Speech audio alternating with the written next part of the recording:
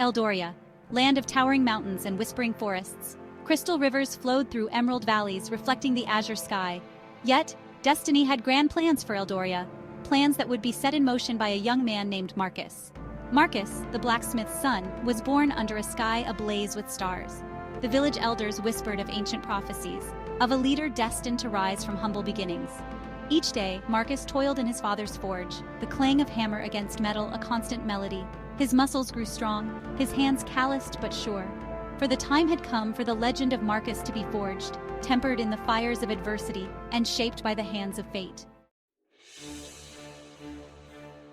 Life in the village was peaceful, a tapestry woven with the simple joys of community and kinship. Marcus, with his quick wit and infectious laughter, was beloved by all. Yet beneath his cheerful exterior a fire burned, a yearning for a life beyond the familiar. One crisp autumn evening, as the sun cast long shadows across the village, a troop of soldiers arrived. They rode under the banner of King Godric, their armor gleaming under the dying sun. Fear gripped the villagers' hearts. Godric was known for his cruelty. The soldiers demanded tribute, their voices harsh, their demeanor threatening. Marcus watched, his blood boiling as the soldiers ransacked his village. That night, under the silent gaze of the stars, Marcus made a decision. He would fight for his people, for their right to live in peace. King Godric's tyranny spread like a plague across Eldoria. His greed knew no bounds, his thirst for power insatiable. He demanded exorbitant taxes, leaving the people impoverished and broken.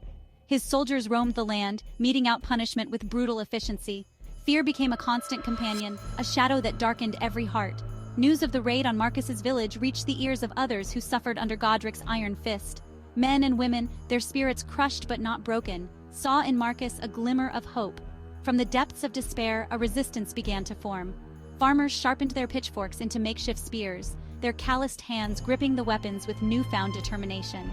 Marcus became a symbol of defiance, his name a rallying cry for those who yearned for a better tomorrow. Marcus knew he could not fight this battle alone. He needed allies, warriors who shared his unwavering spirit. He journeyed across Eldoria, his heart heavy with the weight of his mission. In the south, he met Anya, a fierce huntress whose arrow found its mark with deadly accuracy.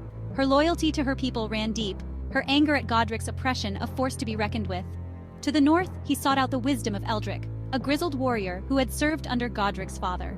Eldric, disillusioned by Godric's cruelty, saw in Marcus a reflection of the king he had once served. With each passing day, Marcus's ranks swelled. Farmers, blacksmiths, merchants, and healers all answered the call to arms. The whisper of destiny had become a roar, echoing across the land, shaking the very foundations of Godric's power. As more people flocked to his banner, Marcus felt the immense weight of responsibility settle upon his shoulders. He was no longer just a blacksmith's son, but a leader of men and women who placed their trust, their very lives in his hands. He trained alongside his recruits, his muscles aching, his brow slick with sweat. He knew he had to be an example, a beacon of strength and determination. He learned the art of strategy from Eldric, studying battle maps under the flickering light of campfires. He listened to the concerns of his people, offering words of encouragement.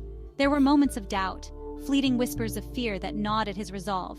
But then he would look into the eyes of his companions, see the hope that flickered there, and his spirit would soar.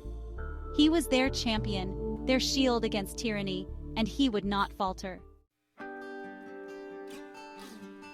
The heart of the rebellion beat not only with the thunder of marching feet and the clang of steel, but also with the warmth of camaraderie. In those desperate times, bonds of brotherhood were forged in the fires of shared struggle. Laughter echoed through the camps, a testament to the enduring human spirit. Anya, the huntress, proved to be as fierce a friend as she was a warrior. Her sharp wit and dry humor cut through the tension, reminding everyone that even in the darkest of times, there was still room for lightheartedness. Eldric, the seasoned warrior, became a mentor to Marcus, sharing his wisdom and experience. He taught the young leader the importance of strategy, of knowing when to strike and when to hold back. And then there were the countless others, men and women from all walks of life, united in their common goal. This camaraderie, this profound sense of unity, became the bedrock of their resistance, the foundation upon which they would build a new Eldoria. The first blow fell on a moonless night. Marcus, leading a small band of warriors, infiltrated Godric's stronghold, their movements cloaked in shadow. They struck swiftly, silently, liberating prisoners and disappearing into the night before reinforcements could arrive. The rebellion had drawn first blood. News of the daring raids spread like wildfire, igniting the flames of rebellion across Eldoria. Uprisings erupted in towns and villages, the people emboldened by Marcus's victory. Godric's hold on the kingdom began to crumble, his iron grip loosening with every act of defiance. The war raged for months, a brutal dance of advance and retreat, victory and defeat. Each victory, no matter how small, fueled the fires of hope in the hearts of the oppressed. The final battle took place on the windswept plains outside Godric's capital city. The air crackled with tension, the ground trembling under the weight of two armies poised for a clash that would decide the fate of Eldoria. Godric's forces, clad in gleaming armor, outnumbered Marcus's ragtag army. But what the rebels lacked in numbers, they more than made up for in courage and conviction. The clash was brutal, the air thick with the stench of sweat, blood, and fear. But through it all, Marcus fought with the strength of 10 men, his every swing of his sword a testament to his unwavering resolve. Just when it seemed that Godric's forces would prevail, a roar erupted from the rebel lines.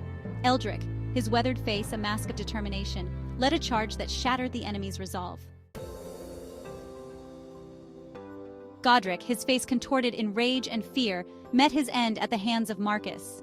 The tyrant fell, his reign of terror finally over, his name forever etched in infamy. As his lifeless body crumpled to the ground, a collective cheer erupted from the rebel army. With Godric vanquished, the remaining enemy soldiers either surrendered or fled. The war was over, the hard-fought victory secured with the blood and sacrifice of countless brave souls. Eldoria was free. A new dawn was breaking over Eldoria, a dawn painted with the promise of peace, unity, and prosperity. In the aftermath of the war, Eldoria underwent a transformation. The wounds of conflict ran deep, but the spirit of the people remained unbroken. With Marcus at the helm, they rebuilt their lives, their hearts filled with hope for a brighter future. Marcus, the blacksmith's son, was crowned King Marcus of Eldoria, his reign marked by wisdom, justice, and compassion. He ruled not with an iron fist, but with a listening ear and a compassionate heart. Under his rule, Eldoria flourished. Trade routes reopened, cities prospered, and the arts and sciences thrived. The name of Marcus became synonymous with unity, prosperity, and unwavering leadership. And so, the legend of Marcus, the blacksmith's son who rose to become the king who united a kingdom, was passed down through generations.